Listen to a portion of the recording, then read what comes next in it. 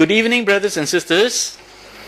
Thank you very much for joining us this evening for a revision of Bhante Punnaji's lessons. Before we begin, I just want to make sure all of you, did you get a copy of this one sheet, double-sided? Okay, that's over there in case you didn't get your copy. And today's presentation, I will also post it together with the YouTube so that you will also be able to download the slides. But feel free to take notes or snap any slide if you want. I will be showing also some videos later on, plus of course some sermons by Bhante Punnaji himself. Today being the first revision class, we will go back to the lesson that Bhante taught on May the 29th, where he spoke about Mano and Citta Vinnana briefly, and a little bit about the brain and the mind. And then after that, I'm going to show you some scientific explanations about lust and greed, as well as hatred and anger, so that you can understand how our emotions are being aroused. Because Bhante basically explained quite a lot about emotions coming from the Citta. So we begin by exploring this concept of the mind, the body, and the brain. So I'm going to play audio because on the 29th of May, there was no video recording of Bhante's sermon or Bhante's lesson. There was only an audio recording, so I'll just play it. Also, one of the good things about the audio recording, Bhante likes to have long pauses between words sometimes, so I trimmed it all away. So you don't have to sit there waiting for the next word. You will actually find this going quite fast, so if you want to take notes, better get your pen and paper ready. Because Bhante, after trimming it, Bhante sounds like he's speaking very quickly. This thing called psychology came up as the study of the mind. Psycho or psych means the mind. But unfortunately, they couldn't find the mind. The only thing that they could see was the body. There was only the body. And they tried to dig into the body to find out whether they could discover the mind somewhere. And they found there was no mind to see. So then they began to define psychology as the study of human behavior. You see, there is a problem here. That is that people find it difficult to realize that when we talk about the mind, we have to see that what we call the mind is not an objective experience. Now, what do you mean by objective? Now, when I look at this cup here, that is an object that I see. So, if we try to find the mind as an object, we'll never be able to find the mind as an object. As an object, we can only see the body. What we call the mind is a subjective experience. That means the mind is somewhere inside here, subjective experience. So our experience is of two kinds, objective and subjective. So this is the important thing to realize. So if we try to find the mind as an objective experience, we'll never be able to see the mind like that. We can see only the body. So this is why that the people couldn't find the mind as an objective experience. Okay, let's review what Bhante spoke about. First, he mentioned that psychology originally began as the study of the mind, and that came from the word psyche. Psyche basically refers to the conditions of the mind. But as the scientists or the psychologists began to explore the mind, they realized that there was nothing to be found because the mind is not an object. It is not something that exists. You can't hold, see, touch, or feel the mind. Mind is an activity. Bhante explained it. And because of that, over time, the psychologists shifted their attention to study human behavior. And today, they are actually trying to correlate human behavior with the way people think. So they're no longer trying to study the mind itself, but rather how and why people behave the way they do. So that is basically the field of psychology. But more importantly, in order to explain more deeply about the mind, then we have to go into a different field, and that is the field of neuroscience, where scientists are scanning the brain and seeing the activity of the brain and trying to correlate what is going on inside the brain versus the way people react or behave or feel or think. So that is actually also being brought into the field of psychology, and today they call that field cognitive psychology, trying to study how people can think in a way that is more helpful to their living. So basically that is what psychology is about, but if we were to want to study more deeply about what goes on in the brain and the mind, then it would more fall into the field of neuroscience. Bhante mentioned about the fact that mind is not an objective experience. It is not an object. It is a subjective experience. So Bhante separated the two meaning here. Objective means it's something outside. There is an object, and it's things that you can see, hear, smell, taste, and touch. Something you can hold on to. That is an object. Subjective means what's going on inside. That the way we are thinking and feeling, right? And what's going on inside the body and the mind. That is subjective. So that is the subjective experience, is what we are all experiencing. And because of this subjective experience, we begin to create in our mind the objective experience of things going on outside. And I'm going to explain that further in the course of the next two lessons. Today's lesson, we're just going to touch on this on the surface, but the third lesson, on the 31st of July, we are going to go deep into the Panchakanda, 5 aggregates. I'm going to explain to you in the third lesson Bhante's version of how he explains and translates the 5 aggregates, because there are a few important terms that he translates that is different from traditional translation. We'll deal with that in the third lesson, and that would be 31st of July. So for today, we are basically exploring this objective, subjective experience, both from what Bhante has taught as well as additional material that I'm going to present.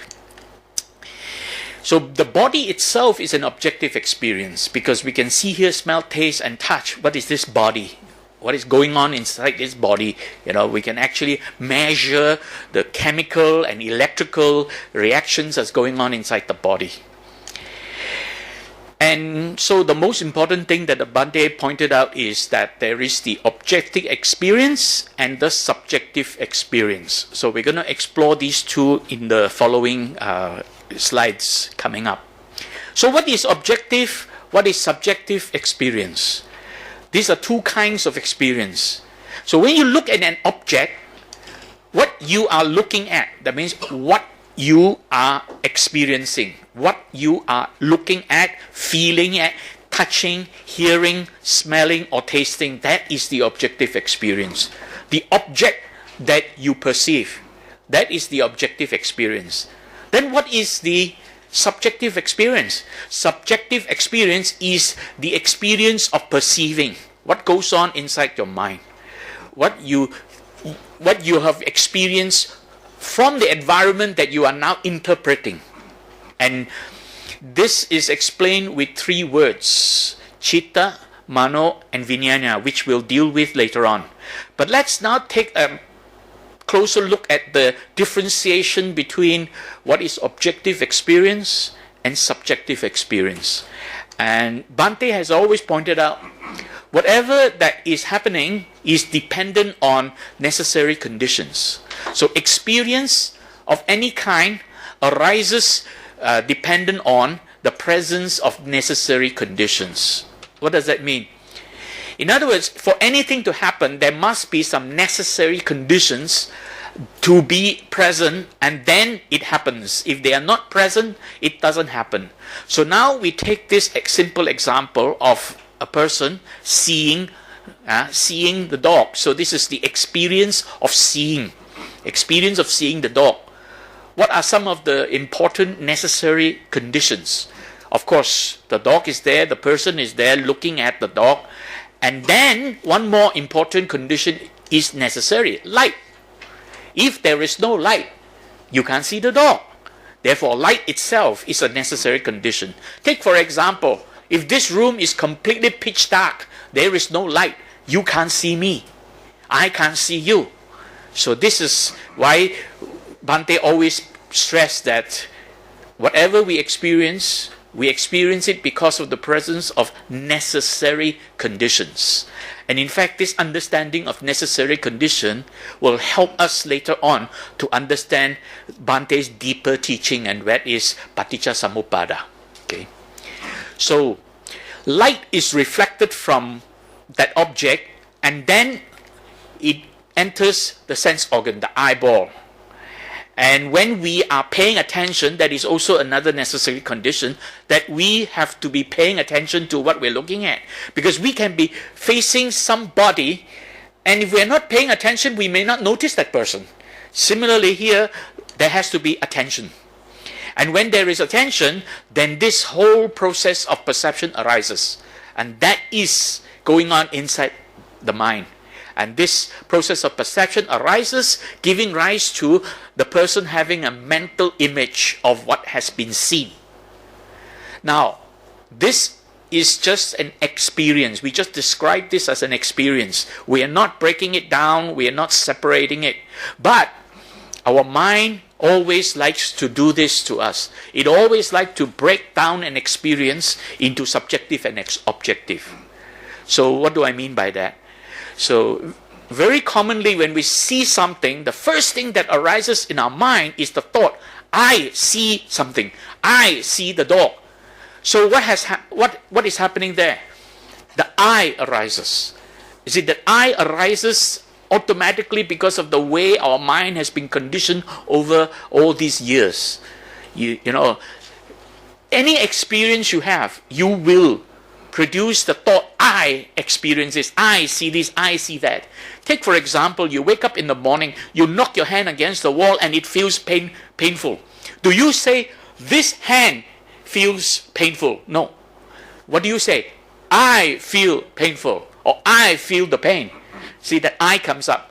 Or you walk along the shopping mall and your good friend is coming towards you, and then you suddenly realize that that's a good friend, and then what are you thinking? You say, oh, I see my friend.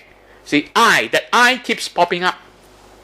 It's the way our mind has been conditioned, that automatically we personalize that experience and create this notion, I experience this. The I is the subjective part. The this is the objective part. So I see the dog out there. So what has the mind done? So the mind has projected this perception that I am seeing the dog out there. So what is the objective experience? What is the subjective experience? The process of perception going on inside the mind. That is the subjective experience. The thought that there is an object out there, that is an objective experience. Thinking that there is an object out there. All that is still happening inside. Right? That's why Bhante always point out that when we learn the Dharma, we always learn it from an experiential perspective. Learn the Dharma from the experiential perspective, not existential perspective. Existential perspective is focusing on the existence of objects. Experiential perspective is focusing on the actual experience of what you have experienced. And the Dharma is really about the experience that we are experiencing, not the objects out there. But people tend to give too much attention or too much focus on objects out there. Right? Now, when I'm doing explanation, anytime you are unclear, you can always raise your hand and bring up the question. But if you can, it's better you take note of the question, and at the end then you ask the question later on. But in case something bothers you as I'm explaining, then maybe you can always raise your hand. So we make this a little bit interactive. But when I'm playing the video or when Bhante is speaking, then of course we let them finish before we discuss that. Okay. So now this is what happens there. The mind projects the thought that I see this thing out there. Just as you knock your hand, I feel this pain. Or you see your friend coming, I see my friend coming. So there is always this notion of I popping up. This is how we personalize our experience. And this is a very important part of learning about this. We personalize our experience. And it is this personalization that often leads to our suffering. Imagine this situation, if you knock your hand against the wall and it hurts, and you keep saying, oh, I'm feeling this pain, oh, it's going to spoil the rest of my day. Then you are going to suffer. But if you want to train yourself to be tolerant towards pain, and you experience this and you just look at it as a sensation, oh, there is a sensation of pain. If that's the way you interpret it, then you won't actually feel the pain. The same way when you're meditating, parts of your body starts to get a bit numb. Now, if your mind is focused on that and say, oh, my leg is getting numb, the more you think about it, the more suffering it's going to get. Yeah, Bhante Pemarata during the meditation retreat already explained that if you experience a pain, don't think of it as pain. The moment you think of it as pain, it hurts you more. So this is why we are hurting ourselves by personalizing everything. Right? So this is the process of personalization, and because of that, it created a problem. What is that problem? That problem is dichotomy of the experience. The word dichotomy there. Dichotomy means breaking something into two parts, distinct two parts. So that experience of seeing, that whole experience of seeing is now being broken into two parts. What are the two parts? The first part is the subjective part. So the subjective part is the I see something. And then the objective part is I see something out there. So that is the objective part. So this is really what is happening. The objective part is the notion that I'm seeing something out there, projecting the perception of a dog as an object out there. That is the objective part. But what's going on in the mind, the mental image that is arising, that is the subjective part. So this is really the subjective part and the objective part. That's why every experience is being broken into this because of the personalization process. And this personalization process is what breaks an experience into two parts, subjective and objective. In the second or third lesson, we're going to talk about the Paticcasamuppada, where we actually take the body, right, as the subjective part, and how we end up treating the body as the self. That we will talk about in the next two lessons. But today we just focus on what is the concept of subjective, objective, mano, citta, and the body. Okay. So that is really what is happening. And when we see a dog out there, we give it a label, we give it a name. And that is nama, calling it a dog. I see a dog. I see my friend. Friend is that. I see Johnny, and Johnny is itself a label, a name of someone I know. Dog is an object I know. So this is the nama part. And the rupa part is this mental image that arises. At this point, it is very important to be reminded, Bhante has always taught us, rupa means mental image. Nama means a label we give, or the meaning we give to that mental image. This is Bhante's translation. And this, I also look at it from many angles. This, I believe, is also the most accurate translation. For those of you who know a little bit about the history, a part of Bahasa Malaysia came from the Sanskrit language. So some words are actually similar to Pali, because Pali is also derived from Sanskrit.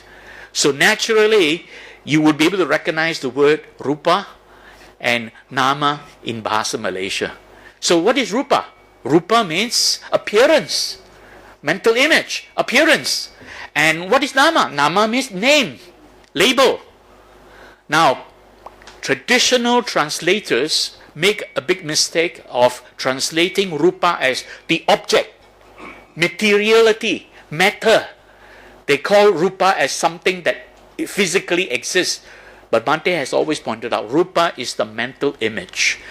But translators call Rupa as materiality. And there are a few words to it. Materiality, matter, corporeality. I don't even understand what is corporeality. But you will find that in many sutras where it is translated as corporeality. Right? Materiality, matter. But Bhante pointed out it is really mental image. Nama. Nama has often been translated as mind. But it's not. It is really the mind giving a label. It is the label being given, not the mind itself, not the mindset, not the mentality. So Nama has often been translated as mentality. So what Bhante has pointed out is Nama is the name we give to something we recognize. The label, the name. And in Bahasa Malaysia, that's what it is also. Nama is a name. Nama does not refer to the mind. But you will find many translations say Nama is mentality, Rupa is materiality. So that is what Bhante has pointed out to be incorrect translation. So moving on, then we take a look at what Bhante has said further about those things. During the time of the Buddha, there were some Brahmins who came to see the Buddha and they asked a question. Well, we have 5 senses. Now, although we have these 5 senses, is there a place where these 5 senses meet? A meeting place for the 5 senses? Where do the senses meet? So the Buddha said, yes, there is a meeting place. And that is what is called Mano. Of course, those days, people didn't know much about what is today called the brain. They knew that there was something inside this skull, but they didn't know what it was. But today, the modern scientists are aware of this, that from the eyes, there is a nerve going to the brain called the optic nerve. It's like a telephone wire that goes from the eye to the brain.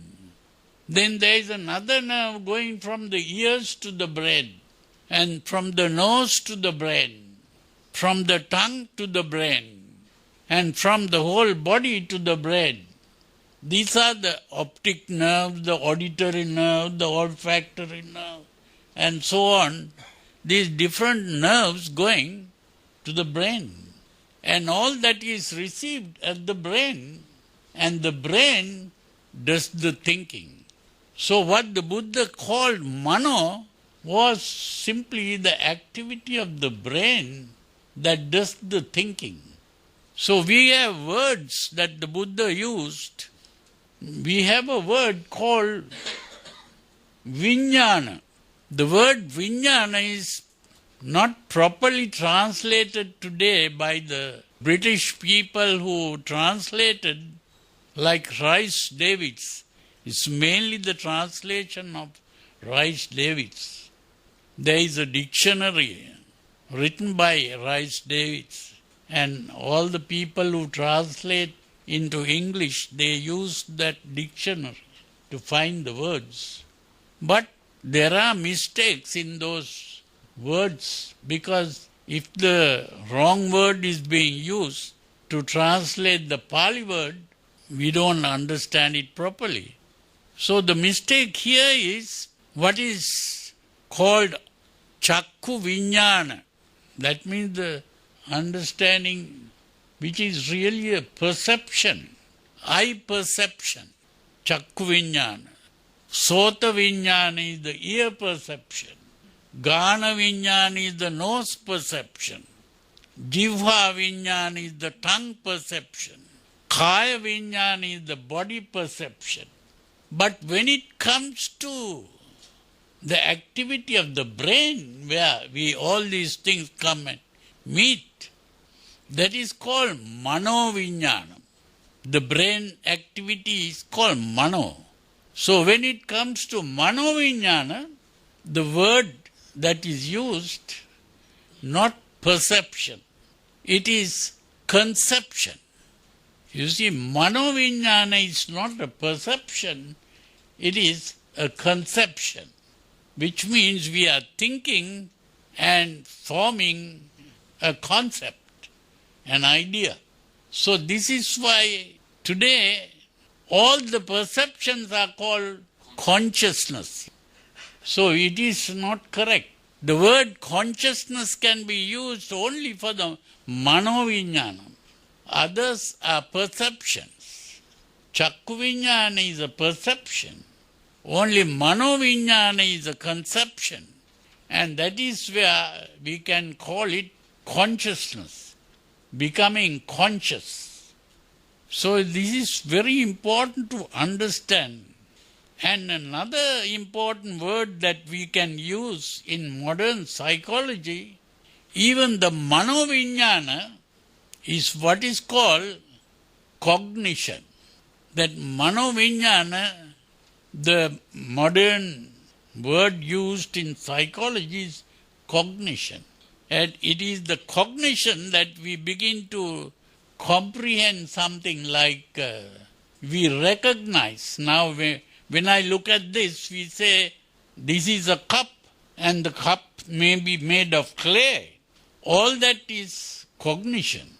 We recognize. When we use the word recognize, what are we saying? Recognition. Recognition is recognition. And how do we know that this is the cup? Because I have seen cups before and I put this cup into that category of percepts. So I am categorizing what I see here by putting it into a category. And that is how I recognize this as a cup. If I have never seen cups before, I cannot look at it and say this is a cup. So this is why we have to be very careful in using the words. And some of these things have not been properly understood by the translators who translated these Pali words. This is why it has become necessary to give new translations. And that is what I am doing.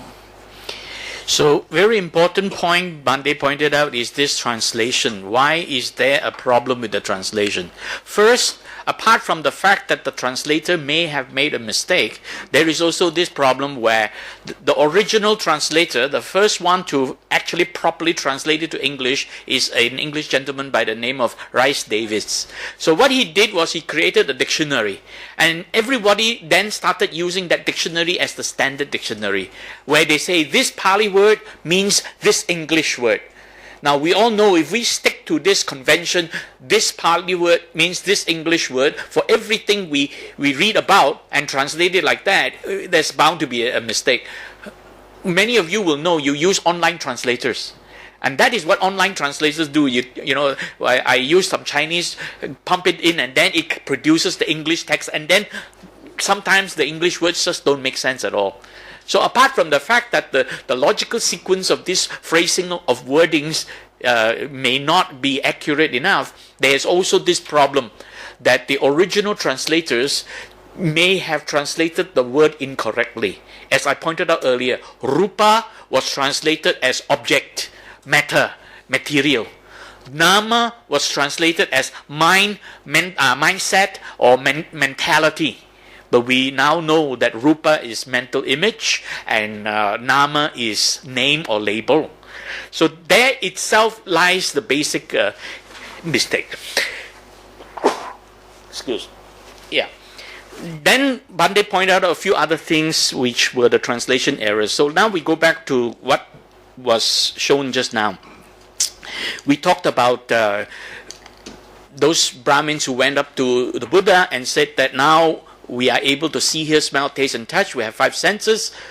where do they meet? And Bhante said, the Buddha said it all come together in the Mano. So we're going to explore that later on.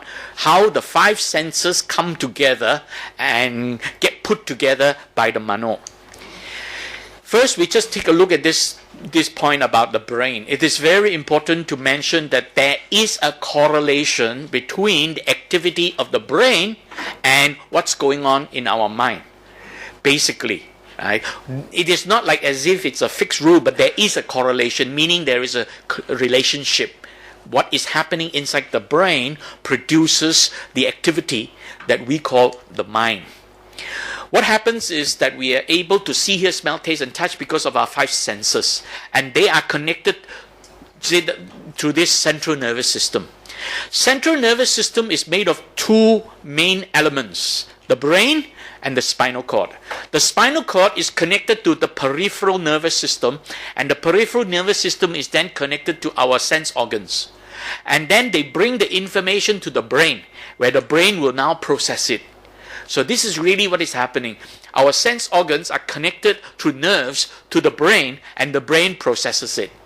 So eyes, we will have millions of these nerves. There are millions of them. It's not just a matter of a few nerves. It's millions of nerves, 100 million nerves maybe, going from the eyeballs into the brain, right? Coming through the spinal cord into the brain and producing those activity inside the brain.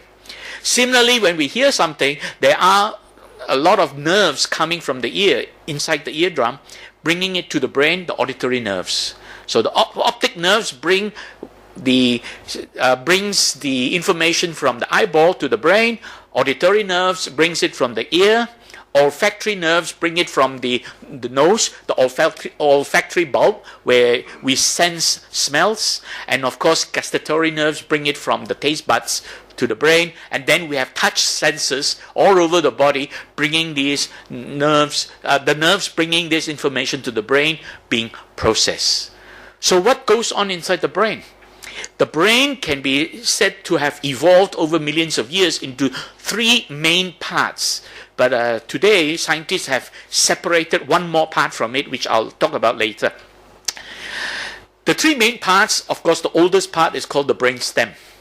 And then comes the next part called the limbic system. And then the most evolved one, the most recently evolved one, is the cerebral cortex. Now, the brain stem is responsible for our survival. The limbic system is the emotional brain, which actually causes a lot of biochemical reactions in the body. And this is what emotion is about. Emotion begins with biochemical reactions in the body. Until about 150 years ago, scientists used to think that emotion is all in the mind. But actually it's not. Emotion begins with changes in the body. And Bhante has pointed it out. I think Bhante has mentioned it in the later class, so maybe next lesson we're going to look deeper into it. But today I'll show you a little bit about how emotion is manifested in the body.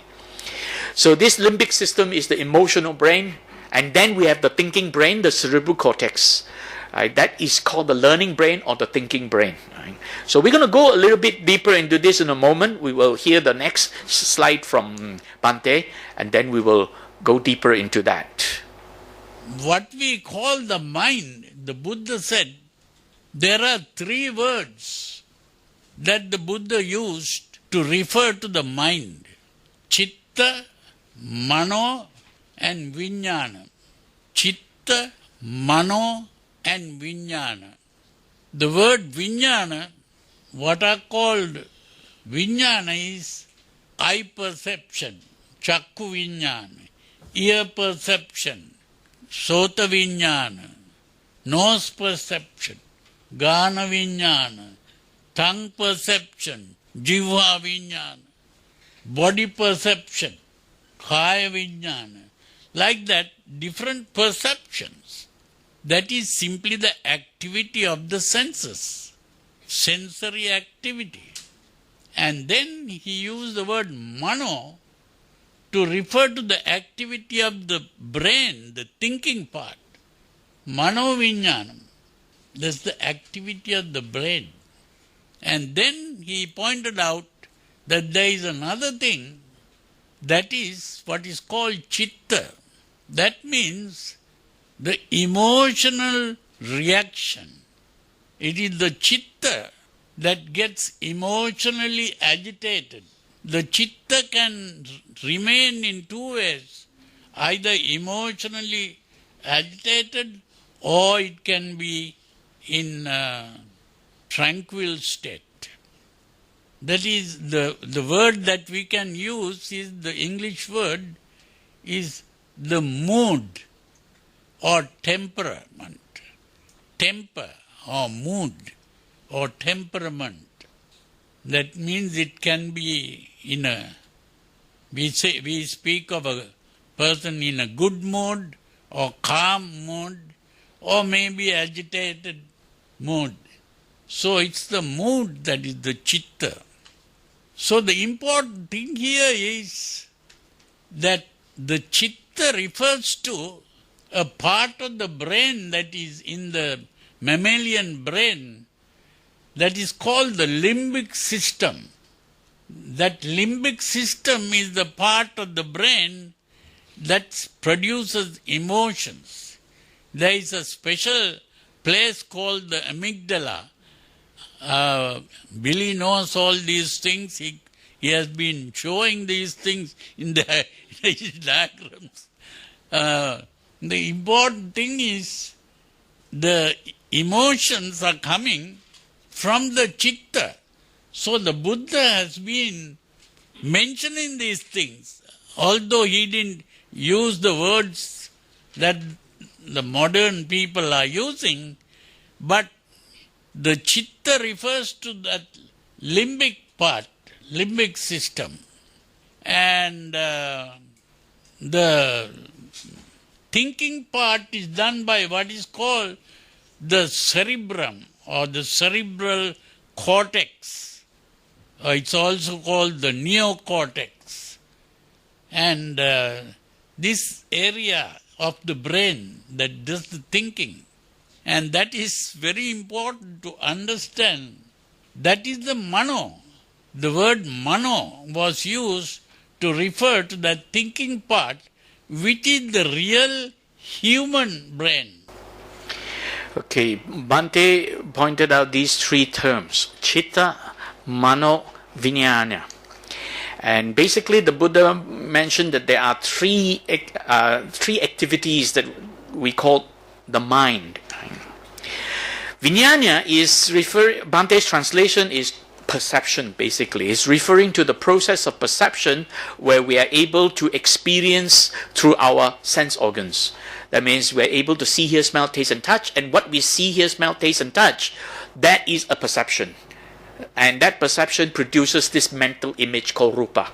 So when we see an object, the mind has the mental image of that object, and then we call it, oh, I see a cup, I see a pen, I see somebody, I see so-and-so. Right? So that is perception. What was perceived through the sense organs. And then Mano is the part of the mental experience that interprets it and tries to give meaning to it. So this interpretation is in a categorized manner. So categorized interpretation of perception, giving meaning to what was perceived. So what was perceived arises in the mind in the form of a mental image, Rupa. What was perceived. And the meaning we give to it is a label or a name, we call it something. Right? A cup, a pen, a camera, a person, so-and-so. So that is the nama. So this is where nama, rupa is produced because of the mano.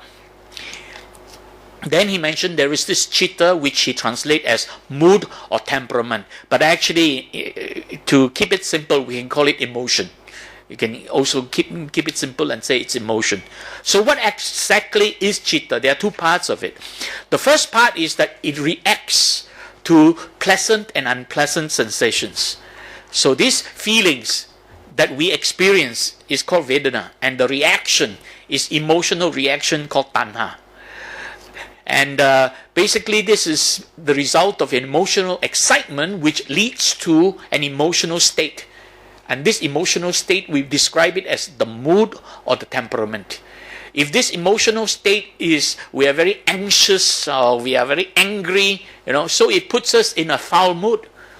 If this emotional state is peaceful, calm, and pleasurable, it puts us in a happy mood. So that is really why Bhante calls Citta the mood or the temperament.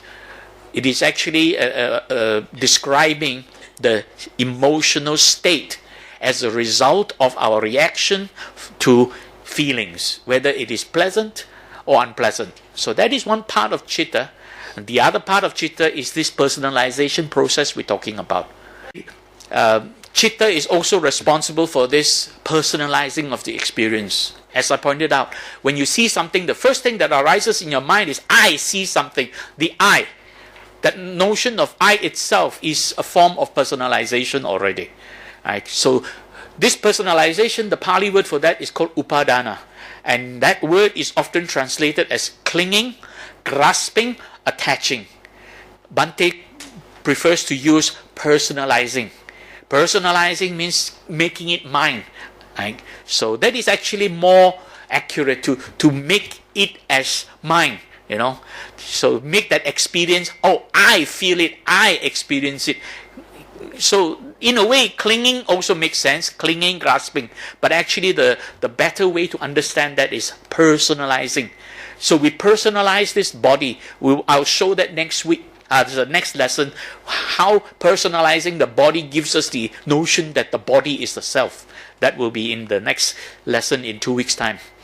So this personalization process is happening constantly. Every time we experience something, we personalize it. All this is because of the work of the Citta. Right? So the Citta is doing two things, causing us to react to the feeling and then causing us to personalize that whole experience. Reacting to that feeling produces two conditions, Lobha and Dosa. If that feeling is pleasant, we will want more of it. We become greedy and lustful for it, and that is called Lobha. If that feeling is unpleasant, we want to avoid it, aversion, or we want to get rid of it, and that is called Dosa. And the thing about Lobha and Dosa is that Lobha is the lust for something pleasurable, and Lobha is lust leading to greed. See, when we lust for something, we want something. The moment we get what we want, we never have enough. We want more. So lust becomes greed. So lust easily turns into greed. In the same manner, Dosa starts off with aversion. Aversion comes from the word avoid. You want to avoid it. You want to get rid of it. But aversion turns into hatred. Why? Because when we try to avoid something unpleasant, and if it keeps coming back to us, what happens? We become angry towards it. And if it continues to come to us, we hate it. So aversion turns into hatred. Right? That's why it is Lobha is lust turning into greed. Dosa is aversion turning into hatred. And then the third word, moha. What is moha? Moha is that condition of personalizing. When you begin to personalize that experience, you cling on to it, and you begin to create this notion that I am experiencing it. There is the notion of a self. So it's the delusion of the self-centered existence. That is moha. So moha is a delusion of a self-centered existence. Some people translate moha as ignorance, but actually moha is deeper than that. It is the delusion that I exist. I meaning this body. There is this body. So this personalizing of the body is the moha part. We will look into moha at the next lesson. Today we will look at the science behind Lobha and Dosa. That means lust and greed and anger and hatred. I'll show the videos later on. So basically these are the three parts of the mental experience. Now Bhante pointed out one mistake done by many translators, that Vinnana is always translated as consciousness. Now very important, I want to point out this word, the meaning of the word consciousness. The word consciousness is a big word. Consciousness is almost like the word religion or spirituality. It means so many things to so many people. If you were to ask 10 different scientists, maybe some are brain scientists, some are medical doctors, some may be psychologists, and ask each of them, what is the meaning of consciousness? Chances are you're going to get 10 different answers. Because the word consciousness means many things. There are many levels of consciousness. At the lowest level of consciousness, it is being aware of something. The awareness of something. That is the lowest level of consciousness. Then you have the next level of consciousness. Not only that you are aware of something, you now are aware what it is. And that is the next level. If you take consciousness one level higher than that, at a slightly more complicated level, not only are you aware of what it is, you are now aware of how it affects you. Now, if you take it one level higher, not only are you aware that consciousness, being aware of something affecting you, you are also aware that this thing is affecting the environment. And if you take it one level higher, you may even think that the consciousness is also the awareness of this thing affecting the whole universe. See, that's why they call things like that as universal consciousness and all that. Because consciousness has many different levels of explanation. So in other words, to say Vinnana is consciousness is not correct. Because Vinnana is just the perception of having seen something. That you could say at the lowest level of consciousness, yes, but not beyond that. You don't know what it is yet. Vinnana, you are not aware of what it is yet. You haven't actually completed this whole process. See, because there are two types of Vinnana. There is the Vinnana of the senses, which we'll talk about later, and then the Vinnana of the mind. So there, the Bhante actually separated these two Vinnana. Vinnana of the senses and Vinnana of the mind. Vinnana of the senses, and then we take the example of the eye. Chakku Vinnana. Chakku Vinnana is referring to the eye being able to pick up light and then bringing that information to the mind. Now the mind has the awareness of this light, this object that where light is reflected from that object entering the eye. Now the mind is aware of this object. So the awareness of this object is the awareness of Rupa. Right? And this experience is sight. We are seeing something. So that is actually Chakku Vinnana because of the sense organ. Right? And this is really perception. But they translate it as perception, not consciousness. Perception. Perception here means what was perceived by the sense organs. That's all it is. What was perceived by the sense organ? Perception. Alright.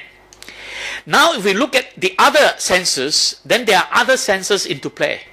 5 senses altogether. 5 physical senses. Then we're able then to hear, we're able to smell, taste, touch, and so on. So these 5 senses, they come together. And they are brought together now. Altogether, the Buddha mentioned there are 6 senses. They call it salayatana, which means 6 sensual fields or 6 sensual realms, or some call it 6 sense doors. So there are 6 of them. What is the 6? The 6 is mano, right, and mind. But they translate all of them, the Vinnana translated as consciousness for all of them, which Bhante pointed out it is the mistake. It is only the Mano-vinnana which is the actual consciousness. Because it's only when it is all brought together that you become conscious something. It's not just only from seeing alone, but it's also from the other senses. When you talk about, oh, you are seeing your friend walking towards you, it's not just only the visual image alone, but it is also the hearing of the sounds in the whole environment, and then the smelling and so on when you are interacting with people. It's all these senses coming together that gives you the consciousness. Coming together is Mano-vinnana, the 5 senses being put together, and memory is involved there. Because what happens is that every time we see something, we remember it and categorize it. Bhante always points out the word categorization, categorize. So when we see something like that, we call this a bottle of water or mineral water or whatever. We have categorized it. So we see this, somebody will say computer mouse. Now, why do you call this computer mouse? Many of you have never seen this before. You're seeing this for the first time. But why? How do you know this is a computer mouse? Because you have seen hundreds of computer mouse before. And in your mind, you have remembered it and categorized what a computer mouse is. So the mind, the memory, is always in a categorized manner. Our memory cannot work on specific image. Our memory remembers things by categorization. Categorizing, grouping them together. That's why the moment you see this, you know it's a computer mouse, because of categorization. If it is not because of categorization, it's too difficult for your mind to try to deal with all the details of every single mouse is a different mouse. Imagine if every single mouse you see has a different meaning to you. You're going to go bonkers every time you see a mouse, because if every single mouse has a different meaning to you, then it becomes very complicated in life. But to you, every mouse is a mouse. That's it. That's categorization. When you see a mouse, is a mouse. That's categorization. But if you see a mouse and say, this is Billy's mouse, and then you see the other mouse, this is Steven's mouse, and you see another mouse, this is another person's mouse, then if you deal with this detail, your mind is going to go bonkers. Can't handle it. Too much information overload. So the mind categorizes. Right? So what happens is this. What we see, hear, smell, taste, and touch from the five senses produce a mental image. Now, mental image is Rupa, but when we say mental image, we don't necessarily mean visual image. Rupa is visual image. But if you smell something, you also have a mental image of a smell. If you hear something, a sound, you also have a mental image of what the sound sounds like, the song, right? Certain notes. So that these are specific types of mental images. So in other words, the word mental image does not necessarily refer only to visual image. So if you hear something, the ear is called the sota in Pali. And what you hear in the mind is called sada. Okay? And if you touch something, the body is kaya. But what you experience in the mind is potaba. Right? And similarly, when you taste something, the tongue is the jiva, and what you experience, this word is familiar, rasa. What is rasa? Taste, right? So now you get what I mean, that many Bahasa Malaysia words came from Sanskrit. And Ghana, when you smell something, you experience in the mind ganda, right? So when you see something with the chaku, you experience rupa. So these experiences are perceptions. What we perceived by the sense organ. What was perceived by the sense organ. And then they are put together by Mano. And Mano is called conception. And we can also call this cognition. And there are several words for it. I'll show you later on. There are 4 different words describing Mano. Cognition, conception, consciousness, and intellect. Right? There's also an intellect part, which I'll touch on in a moment. So this is all coming together, and then it is Mano which has the consciousness. What Mano experience is now consciousness, meaning you are now aware of the environment. You are aware that you are now in this room with so many other people. And this is not just only from light in the eye, but also from your smell, your touch, your hearing, and so on. Right? So that is consciousness. Now, we'll go through the list. Bhante pointed out, when we talk about Vinnana, it means perception only for the senses.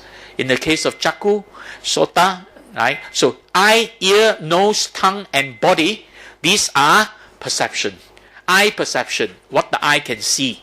Ear perception, what the ear can hear. Smell, taste, and touch.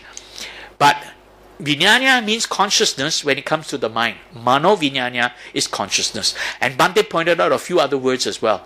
Cognition. Cognition is a term from psychology and also from neuroscience. So if you're able to see something and recognize, because of categorization, you recognize, so that is recognition. Recognition comes from the word cognition. There is also conception. Conception is taking from categories creating concept. That means a story, some meaning behind it, some story behind what you have seen. So all this is consciousness. And then, of course, something not mentioned at this point, that is intellect, our thinking, the ability to make a decision. This will come later. So perception, when we talk about Vijnana of the five senses, it is perception. They are brought together in the Mano, producing consciousness. Okay, so Mano-vinnana is that consciousness, which they all have different, there are different names basically referring to the same thing. Consciousness, cognition, conception, and intellect. Right? These are different aspects of Mano, but they are basically referring to the process of Mano, cognitive process. So when we look at this, then Bhante pointed out that the Citta, the affective process or the emotion, mood and temperament, is basically originated in this area called the limbic system. Now, this is just a correlation. It is not an exact science. But what we're saying is that in that part of the brain, limbic system, it is producing the release of chemicals in the body. And it is the release of chemicals in the body that makes you feel something pleasant or unpleasant. And it is happening to us all the time. And that leads us to the mood. I will create this example now. I apologize for hurting you. In our childhood, we don't have the luxury of a whiteboard and marker pen. What did we have when we go to school? Blackboard and chalk. Teacher writes and makes the sound, squick, squick, squick, squick, squick, squick, fills up the board, and then asks the student to come and, okay, you can erase the board. Students come up, and some students very naughty, long fingernails. What do they like to do? They scratch the blackboard and it goes, eek! Now, how many of you are feeling this sensation in your body right now? Yeah? That is the biochemical reaction in your body to hearing what I have described. Right? The tingling sensation that you felt. Unpleasant, isn't it? You are feeling unpleasant, isn't it? Dosa, you're feeling dosa, right? Your reaction to unpleasant sensation, right? And that is because of biochemical reactions in your body causing this unpleasantness, right? It is basically hormones released causing the body to react. So that is really what emotion is about. And if you begin to react to it, then you become emotional, right? Then the thinking part is the Mano, and that is the cognitive process found in the cerebral cortex, the thinking brain, more or less, right? That it is the thinking brain, the activity of the thinking brain that gives rise to this process called the cognitive process, or Mano, right? There are two parts in your brain. One responsible for your suffering, the other one responsible for your happiness. The one that is responsible for your suffering is inside the emotional brain. The one responsible for your happiness is inside your thinking brain. Right? So inside the emotional brain, the limbic system, deep inside the limbic system, there is a structure called the amygdala. Bhante mentioned that. Amygdala. The science behind this is still relatively new. Until about 20 odd years ago, scientists knew such a thing existed, but they were not sure what it does. But there was a scientist by the name of Joseph Ledoux who did a lot of research on the amygdala. He did it on rats, on mice, not on humans at first, right? Whether he did it on human, I don't know. But basically, he did a lot of research on rats, and he came up to the conclusion what the amygdala was doing in the brain. And basically, it is the same happening inside the human brain. What the amygdala does is that it senses the environment for any activity that may be a threat to the organism. Because our whole body is evolved to protect us, to keep us alive. Survival, the survival instinct. So this whole body and brain is there to try to stay alive. So the amygdala is sensing any threat, then it will alert us to do something. For example, you walk down the street, through the corner of your eye, something comes towards you, fast approaching object. Could it be a car, a truck, Or is it just a friend coming towards you? It could be a friend who's jogging and running towards you, but fast approaching object. Do you have time to turn around and say, what is this? Oh, it's a truck. Now that truck is heading towards me. If I don't stand out of the way, it's going to run over me. If it runs over me, I will die. So maybe it's time for me to jump out of the way. Do you have time to think like that? Oh no. The moment you sense something rushing towards you, what does your body do? Your body reacts. That is the reaction of the amygdala. That is why the amygdala was evolved to sense for any potential threats or danger to your body. And it causes this freeze, fight, or flight reaction. If it is something that is totally unfamiliar to you, you freeze up. If it is something that you have experienced before and you don't want it, you fight it. Or in another situation, if it is something you feel that you cannot fight against it, you cannot challenge it, you run away. Right? Example is that, I'll give you a very good example. This is a true example. A colleague of mine, a former colleague in the office, she was telling us she drove to the traffic light and stopped, and then she had her handbag on the passenger seat. She was alone in the car. She just stopped there. And then suddenly she heard a loud bang, loud crash on the passenger window. Somebody next to it smashed a brick and grabbed her handbag and ran off on the motorbike. And she just completely froze. She didn't know what to do. So that was the reaction of freeze. And then a few months later, she came to the office and she bragged about this. She said, oh, it happened again. But this time, they couldn't snatch my bag. What happened? She stopped at the traffic light. And she never learned from her mistake. She still put her handbag on the passenger seat. And somebody smashed the window. And what did she do? She quickly grabbed her handbag.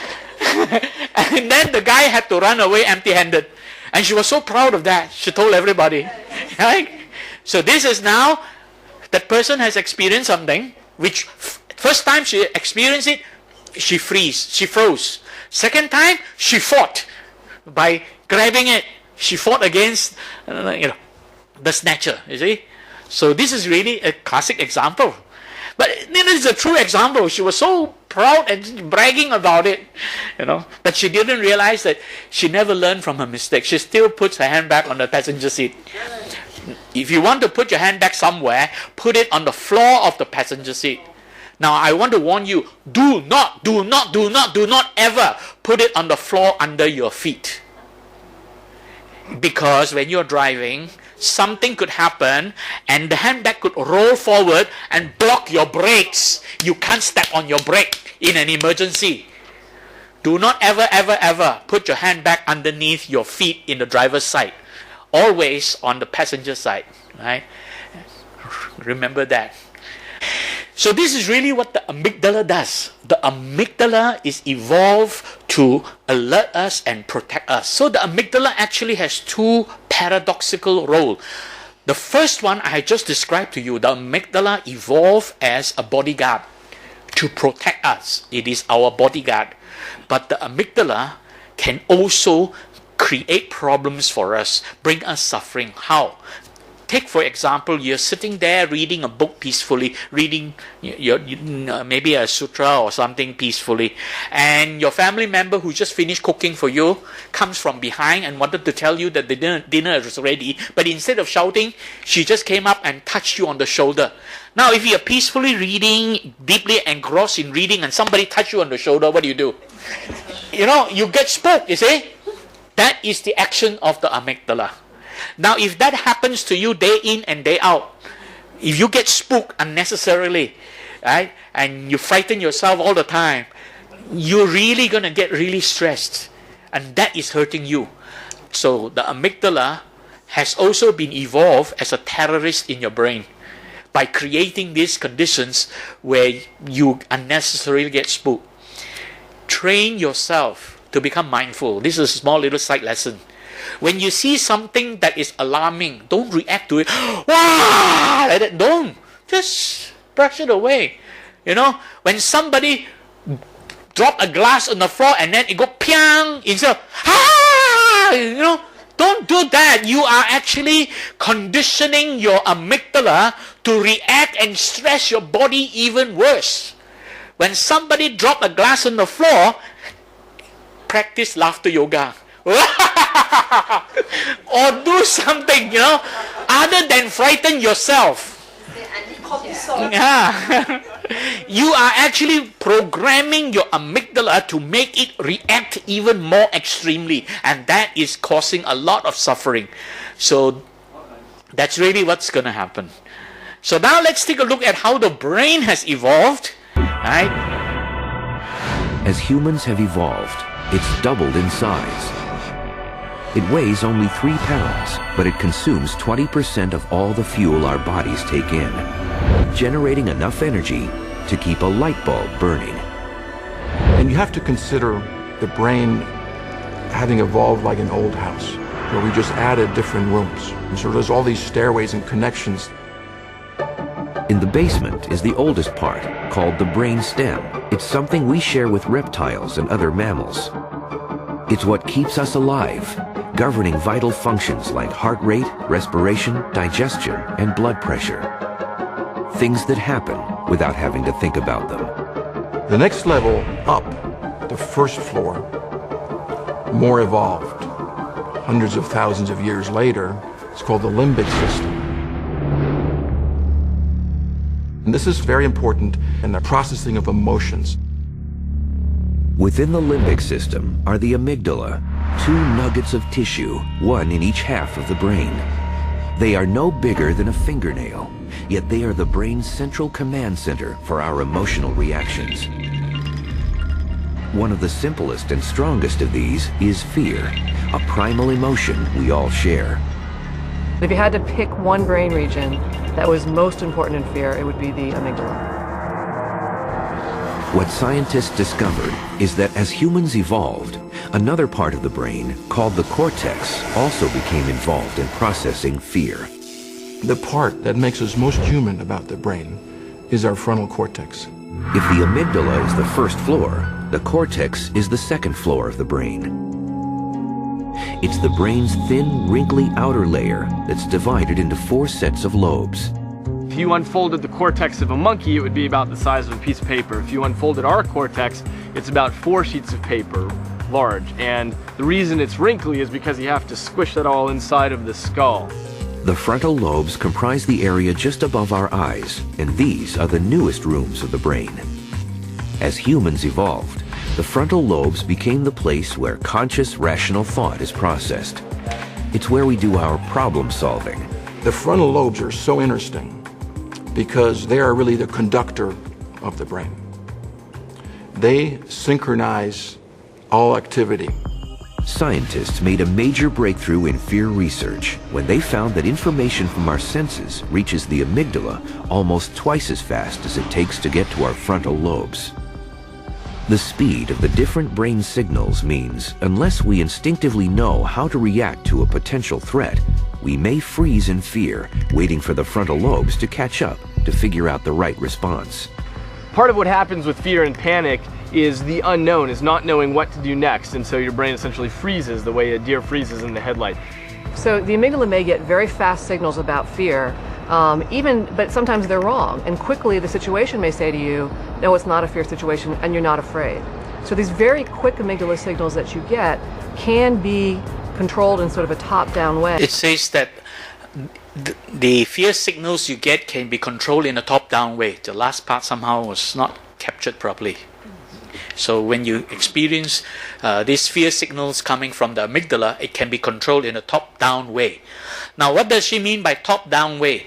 It means that we have a thinking brain, and we can use the power of our thinking brain to try to control what's going on inside our emotional brain. Although it is not really that easy. It's not so easy. And the practice of meditation can help us. Now, this top-down way, the top meaning the thinking brain. And what is the thinking brain? It is our learning brain. Our learning brain is this outermost layer called the cerebral cortex. And there are, of course, 2 hemispheres, 2 halves. And in these 2 halves, this whole thing, there are 4 lobes. Right? The parietal lobe over the top, the occipital lobe at the back, and temporal lobes on the side, and most importantly, actually, the frontal lobe in the front. And it is this frontal lobe that is responsible for our happiness. The amygdala is responsible for our suffering. The more the amygdala is aroused, the more the amygdala reacts, the more suffering we're getting, because the amygdala triggers the release of hormones, making a whole body to be uncomfortable, and it causes the mind to become distressed or emotional. But it is our thinking brain that can help us.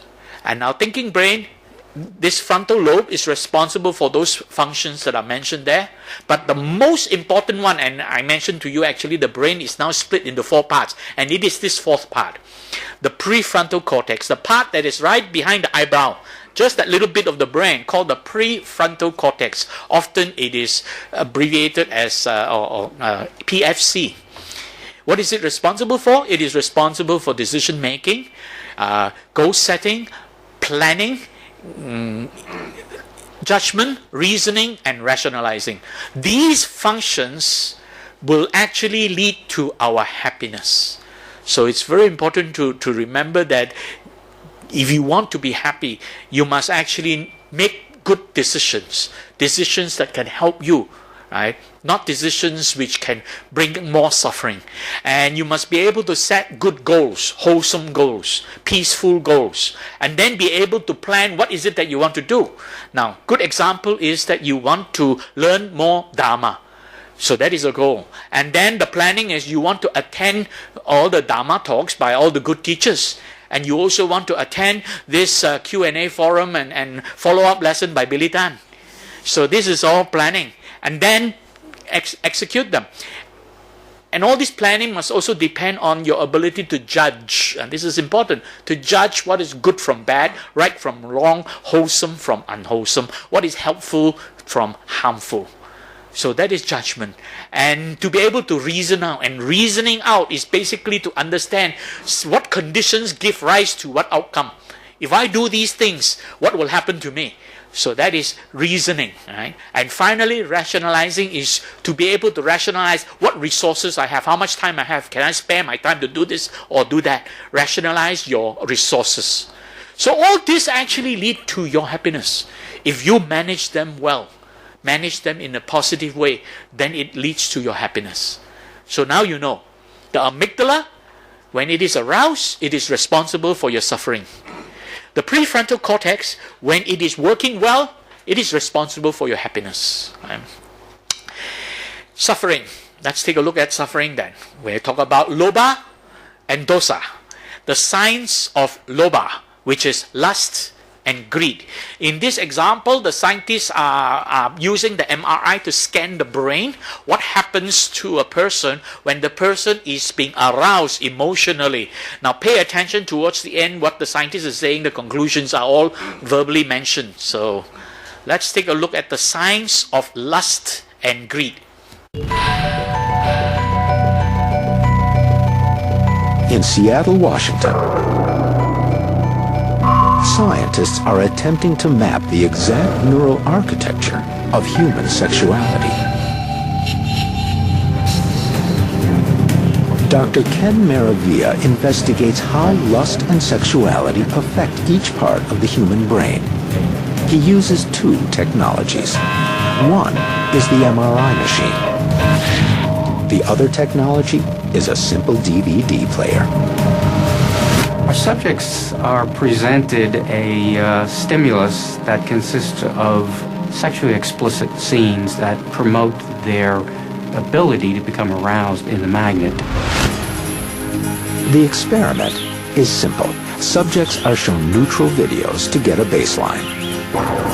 Then, images become more sexually explicit for several minutes, while Maravilla and his staff voyeuristically watch as the subject's brains change. We have areas in the frontal lobes that are associated with reward and pleasant feelings, and these become active with arousal. The amygdala often becomes activated, and this is one of the decision-making, evaluative areas of the brain. The MRI shows that as subjects are sexually aroused, there is an intriguing corollary to the new findings. We also found that certain areas of the brain seem to become less active, and they appear to be areas that are related to moral judgment, of inhibition, if you will. When the lust areas of the brain light up, the judgment areas of the brain begin to turn off. The conclusion? The more aroused a person, the less access they have to clear judgment. It would seem that science shows a direct connection between lust and poor judgment. The theory supports the basic premise of sociologists studying this area of human behavior. Sins are good, they're adaptive. Sexual desire is normal and appropriate and healthy. Lust is a term we give when there's too much of it or it's inappropriate. By this definition, something becomes a sin when it is destructive. It would seem that according to science, it is less a matter of going to hell than going too far. So lust is the term they give when it is too much of it. You see, you can like something, but when liking is not enough, you start to really want it, then you lust for it. And lust turns to greed, because when you start to have it, you never have enough. Those of you who enjoy durian, you walk up to your friend's durian party, after eating 3 or 4 seeds, and you are basically technically satisfied. But do you want to stop there if there are more durians to be opened? You never have enough. Right? So lust can turn to greed. One important thing towards the end, they said that when lust is aroused, judgment is shut off. You cannot make clear judgment anymore. Which means once you get emotionally excited towards something, you are no longer able to realize how harmful it can be to you, because your emotions have taken over. Your emotion has controlled you. You are spellbound by your emotions. Now we look at the other extreme, the signs of hatred, or dosa, right? Aversion, hatred. Aversion is basically trying to avoid something, but when you cannot avoid it, it keeps coming to you, you start to get angry towards it, and if it keeps coming towards you, you finally hate it so much. So aversion turns into hatred. And here is an example of a young man living with his mother, and the mother actually found that the man started to behave in a very unusual way because he was a little bit bonkers, slightly cuckoo. And then the mother asked him to move out. And he got so angry that he actually picked up something and smashed it on the mother's head and killed the mother out of that moment of anger and rage. And then scientists started to examine his brain and started to arrive at certain conclusion why he behaved in that manner. Today, scientists are beginning to examine exactly where anger comes from. The brain perceives a lot of information, both from the outside world and from inside the body. And there is one part of the brain called the amygdala that serves the function of sifting through all that information and asking one question. Is this a threat? Is this something I should worry about? Dr. Ruben Gur has zeroed in on the amygdala as the key instigator of anger. This walnut-sized lobe can quickly overwhelm the brain with uncontrollable rage. Once there is a perception of danger, there is a cascade of responses in the body that includes changes in heart rate, in blood pressure, in sweating. It makes your body ready to fight or flee. The amygdala is a primitive part of the brain. It exists because the human brain is made up of layers that were added on top of each other over the millions of years of evolution. All those other older brains are still alive and well inside your own brain. So you have a part of you that thinks like a dog, and you have a part of you that thinks like a crocodile, and a part of you that thinks like a monkey. The amygdala creates an automatic fight or flight response to threats. But human beings have evolved another part of the brain, the frontal lobes. This area that you can see here in the front is the orbital frontal region. And the orbital frontal regions are like brakes for the amygdala. If you can think of the amygdala as being the engine for the threat response, the orbital frontal is the brakes. If Dr. Gurr is correct, then a person who is overwhelmed by anger is literally, temporarily insane, until his amygdala can be controlled. Case in point, the 2003 murder of Betty Dodge by her son James Essick. At the time of the crime, Essick was an adult with mental problems, who had moved in with his mother. Their relationship deteriorated so badly that Dodge asked her son to move out. And that set him into a panic. And he grabbed a sculpture that they had and broke it on her head and kept hitting her repeatedly until she was dead. And then he went across the street, turned himself into the police. During the court case, Dr. Gurr was hired as an expert witness and asked to evaluate the mental capacity of Essick. He did a complete neuroscan of his brain and found that 30 to 40% of the tissue was missing in the orbital frontal area.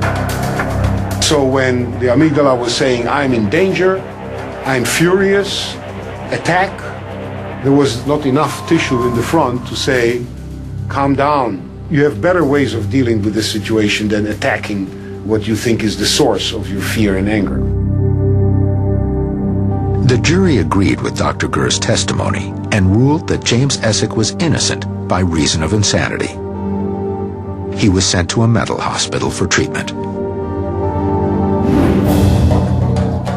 Some might say James Essick was incapable of controlling his ability to sin. The organ of our mind and what controls our behavior is the brain, and his brain is damaged. But by the time an angry act results in prison or a mental hospital, the damage is done. Is there a way to treat human rage before it gets to this critical breaking point?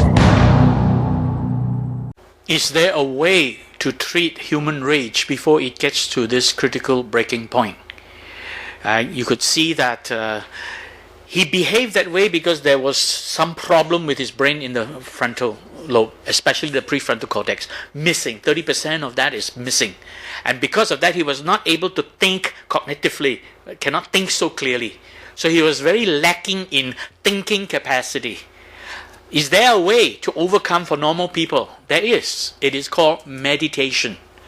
Because when you learn meditation, it really doesn't matter which meditation you learn, whether you're learning metta, whether you're learning samatha or anapanasati, or whether you're learning satipatthana or even vipassana, whatever meditation you're learning, you're actually sharpening your prefrontal cortex. Scientists have discovered that if you learn these Buddhist meditation, I'm only referring to Buddhist meditation, you're actually sharpening your prefrontal cortex.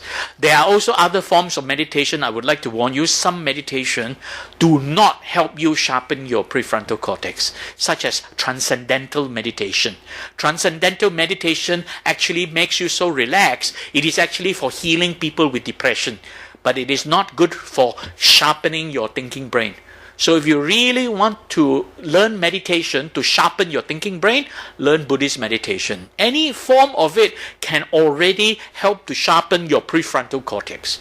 So you are actually making your prefrontal cortex more active, more able to respond to situations faster, and because of that, it can actually help you bring more happiness into your life by being able to differentiate right from wrong, wholesome from unwholesome, and make good decisions. Otherwise, you behave like an animal. Remember in that clip he says, there is a part of us that's like a crocodile. There's a part of us that's like a monkey. And there's a part of us that is like a dog, right? There is an animal nature in us. Why is that? I'll answer why before I actually show you the next clip by showing this one. Because because of evolution, the brain evolved progressively. Now, for those who don't accept evolution, I have nothing to say. But this is what scientists have discovered. When life form first began on Earth, it actually began in the oceans. Because of the way chemicals came together and ocean life evolved first. So fish appeared first. Then amongst the fish, there is a breed of small fish that was trying to escape from the big fish, the predators. They came to the shore, and somehow by creeping along the shore, they evolved to have legs. So this fish evolved to have legs. Up to that point, that fish only has that brain stem. That's the only part of the brain it has. They say that kind of fish, basically any kind of fish, only has the brain stem. It does not have an emotional brain. It does not have a thinking brain. Now, fish don't have emotional brain. Have you ever gone to an aquarium, you see the fish swimming, and you talk, the fish don't get scared? Yeah. Because there's no emotion. No emotional brain. The fish is only surviving. The fish is not trying to avoid danger. The fish will just swim. So in other words, fish will just swim together as a group, and somehow the sharks will come and eat them. So fish don't have emotional brain. So this fish that evolved and started to have legs, and at that time there was no mammals, no reptiles, no birds, nothing. This fish came to land, started to evolve with legs, and with the legs it started to crawl onto land and then crawl up the tree. At that stage, fish evolved into some kind of amphibian, the next level of animal that is amphibian, like frogs.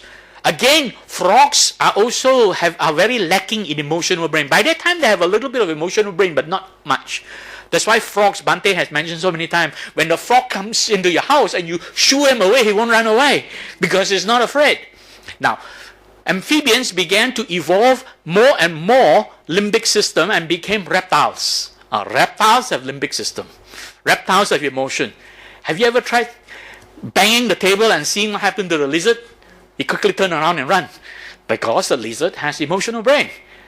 Now, all these are part of the evolution. As evolution goes on, these reptiles evolve into mammals, small little mammal creatures. They crept up the tree and evolve into some kind of a sloth. You know, a sloth, very slow moving, like a monkey type. And that sloth started to crawl back onto the ground and climb other trees and start to evolve into all kinds of mammals. And one of the mammals it evolved to is apes. And then some kind of ape-like creature evolved into humans. And that was the time these more advanced mammals started to evolve more and more of cerebral cortex. Mammals started to have thinking brain. And then finally, when it evolved to the Homo sapiens, then we have cerebral cortex, the thinking brain. But we are the result of millions of years of evolution. Right?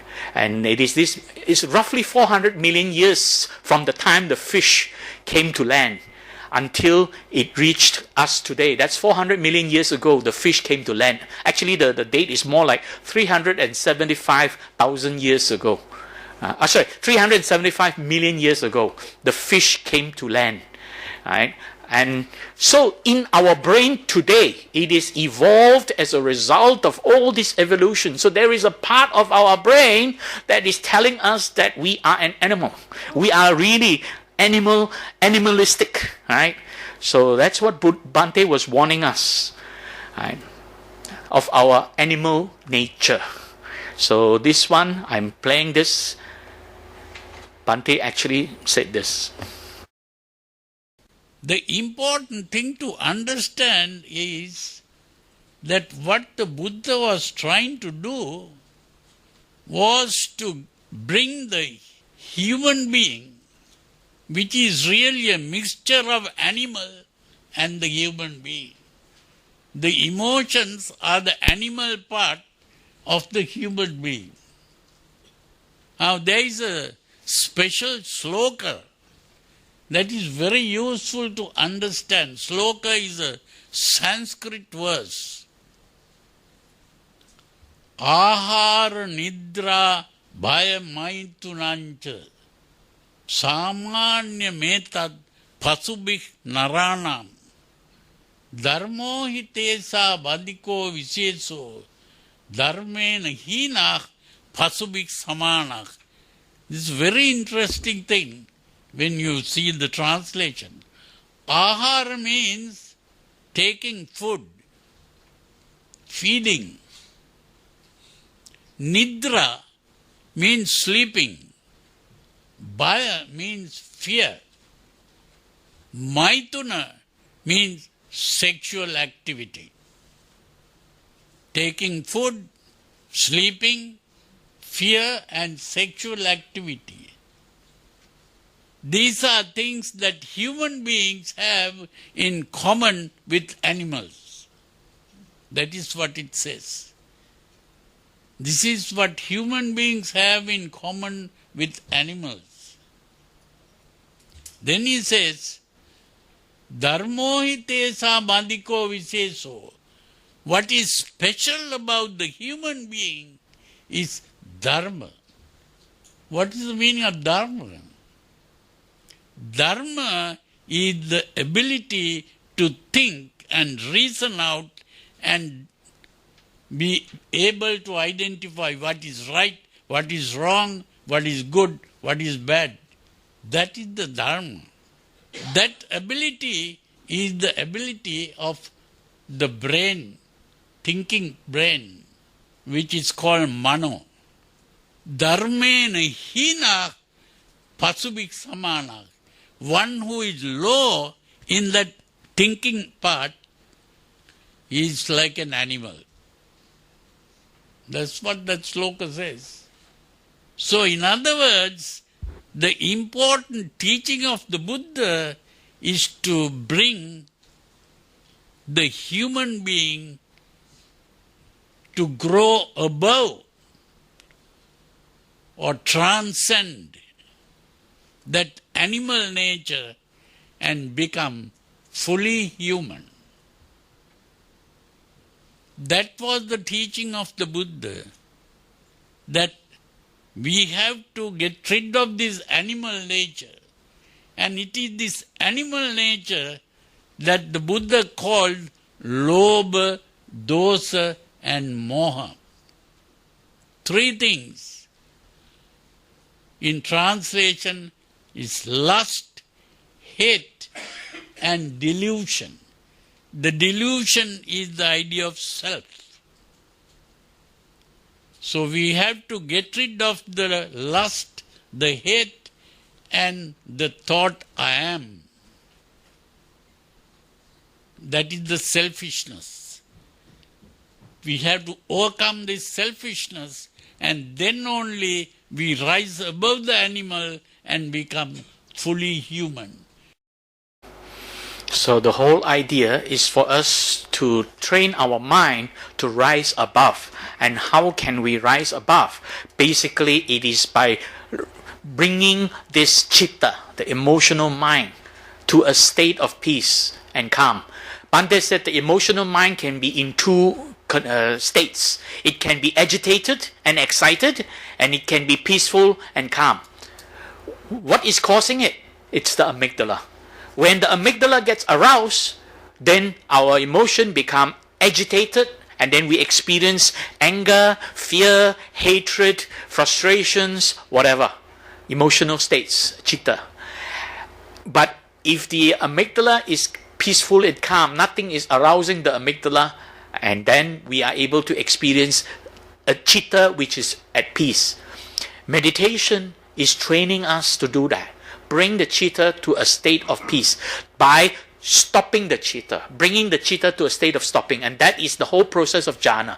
So we're going to talk a little bit about jhana in the third lesson. And in fact, I thought that because of the questions that came up earlier on by Sister Potin and also a brother here, I might bring forward the third lesson to next week, so that next week we're going to talk a little bit more about Panchakanda, because it's very important to understand this arising of sensations and perceptions. And then only we will talk about Paticca-samuppada in the third lesson. So next lesson, we're going to focus more on that and also onto this. See, today we talked about Lobha and Dosa. We have looked at the science behind Lobha and Dosa. Next lesson, we're going to look at the science behind Moha. Why is it that we personalize this body and say this is the self? And that is the delusion that the Bhante was pointing out. The delusion I am. The delusion there is a self. That is the Moha. So next lesson, we're going to look into Moha. We're going to look also into this Panchakanda, the arising of these perceptions, so that we are able to deal with why is it in Paticca Samuppada the certain sequence comes in like that. Okay. So the important thing that Bhante has been trying to teach us is to help tame our emotion. But unfortunately, if we use traditional translation, or not even traditional, translation by the Westerners, we will not be able to understand. I take this from the Citta Sutra, and this is the standard translation that other people do. What are they doing? They are using the word Citta, translating it to mind. Wherever they see Citta, they call it mind. Wherever they see Mano, they call it mind. They don't differentiate between the two. And if you don't differentiate between the two, you are not striking at the essence of what the Buddha is trying to teach us. Beware of your emotions. Citta. But if everything is mind, then how can you know which part of your mind is giving you trouble? So this translation is difficult to understand. By saying, oh, the world is led around by mind. Okay. By mind, it's dragged here and there. Mind is the one thing that has all under its control. Of course. But it doesn't make much sense. Now I show you what makes more sense. Bhante Punnaji gave an alternate translation. Emotions dominate the world. Exactly the same Pali words translated by Bhante Punnaji. Emotions dominate the world. Emotions create distress. Distress is mental suffering. Emotion is that one thing to which all are spellbound. This is Bhante's translation. He differentiated between Citta and Mano, because when Buddha said Citta, he meant emotions. But unfortunately, so many people translate Citta as mind. Reading this as mind, you are, go bonkers. You don't understand this. You're not able to appreciate what is the Buddha trying to tell us. So Bhante pointed out, it is emotion that is causing us all kinds of trouble and bringing us distress. Distress is mental suffering. Now I show you the next one, the other extreme. What brings us happiness? The first verse of Dhammapada. Mano pubam gama dhamma. Again, mano is being translated as mind. Now if you read this, again, you're not too sure what it's trying to say. Mind precedes all mental states, and mind is the master, and everything is mind-made. But Bhante Punnaji offers an alternate translation. He says, cognition precedes all experiences. It predominates and creates all realities because of the word mano. Because there is also another aspect of mano, the thinking, the ability to decide, the ability to think, and that is called intellect. So it is our intellect, our intelligence, our ability to differentiate right from wrong, good from bad, that's going to lead to our happiness. So now you can appreciate that that when we follow those traditional, or rather not traditional, those Westerners' translation, it's very difficult to appreciate what the Buddha is really trying to teach.